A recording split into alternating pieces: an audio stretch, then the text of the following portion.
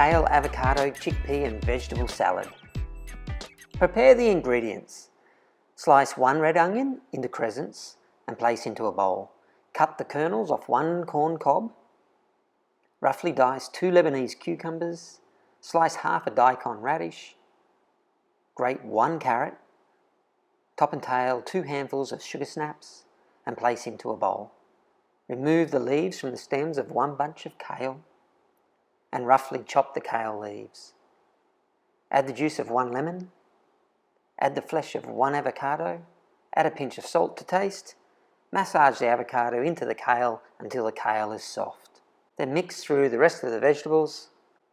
Add 1.5 cups of cooked chickpeas and mix all the salad ingredients well. Serve in a bowl with fresh sourdough bread on the side.